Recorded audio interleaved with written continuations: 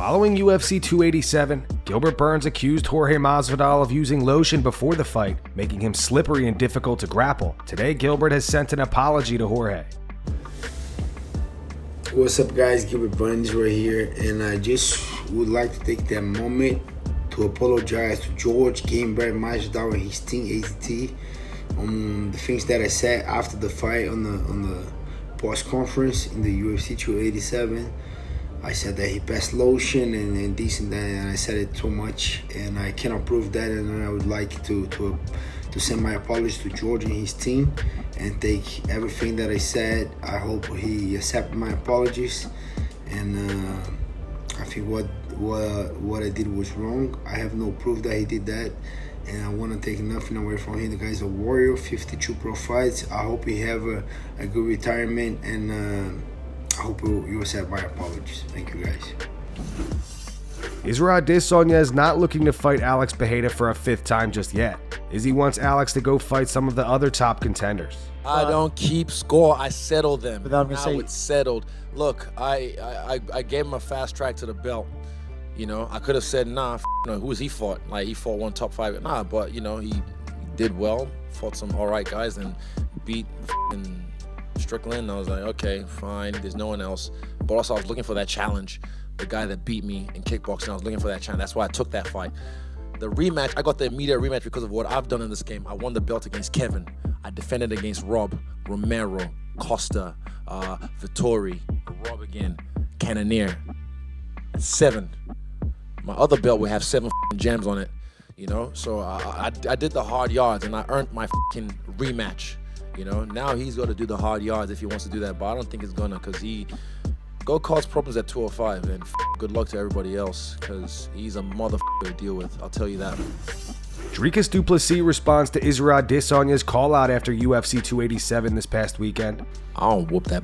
I want to whoop his so bad. I want to whoop his so bad. I want to do it in South Africa or Nigeria, and but he's got to do work. He's got to do something. Show me something so I can whoop that ass, and I can show you history. I'll remind you, because you got to choose your words wisely when you speak on people that have come before you, people that paved the way for you. You got to pick your words wisely. You want to try and be a big boy. You want to bamba. You want to G with the big boys.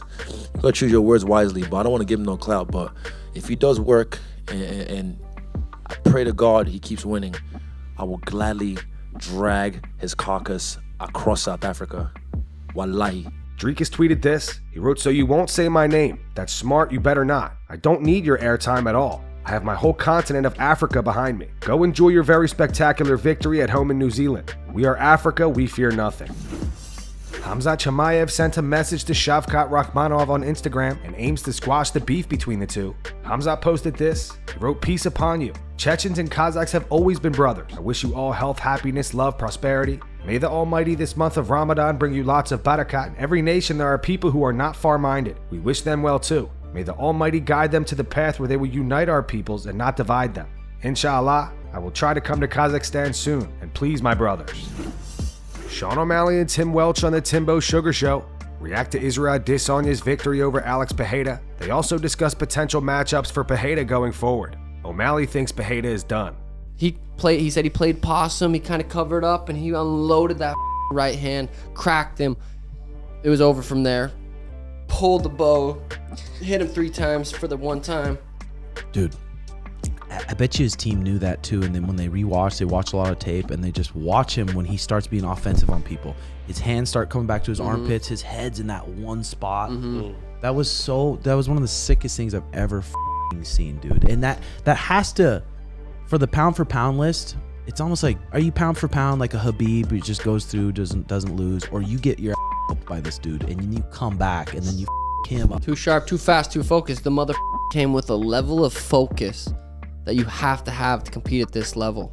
You could tell his entire training camp was dialed in. He took no shortcuts, and you could just see it in his eyes how focused he was. To be focused for 25 minutes, especially going into a fight when the last fight played out that way, 25 minutes is a long time to focus, and that him ready to go. What about Paulo Costa versus Pereira? I think Pereira's done. Really? Yeah. I think he might be done. 35. I think he might call it. What if he just is like wins one more or goes to light heavyweight, wins one, him versus Jamal Hill? Yeah, I think cutting too much weight's definitely hurting him. Alex Pereira has finally reacted to the whole situation between Israel Adesanya and his son. Pereira says that he would not do the same. On his YouTube channel, he went on to say, honestly, I wouldn't do the same. I can play with him like I've always played. I teased him, but I don't know. He's another child. I don't know what his feelings were. He was enduring this for 7 years and I saw his joy after the knockout. That was his dream. That was his dream and he made it. But we're comparing him with a child who was 5 years old at the time, right? I don't have that mind. I can prove it because today he's 12 years old and before the fight I saw that he was being influenced by other people. Sometimes he even participated in some interviews and some reporters asked my son, are you going to do this again? And he laughed. He's a kid and he thinks it's funny.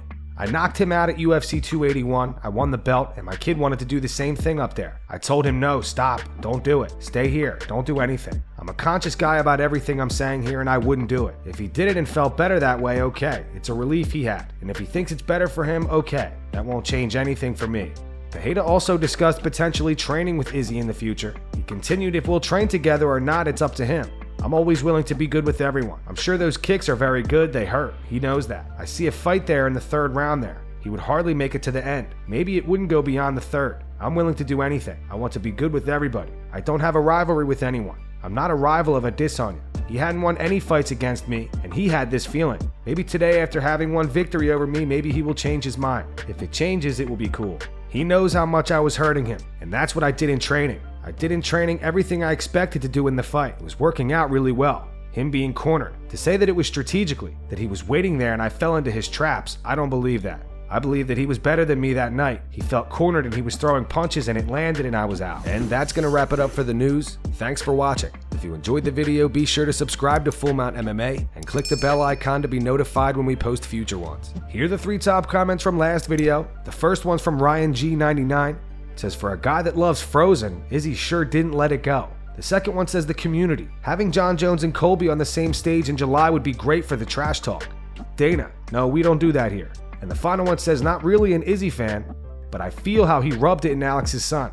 I hate how kids these days have a free card to disrespect their elders, and adults can't do anything about it. It's nice to see someone get back at a disrespectful kid.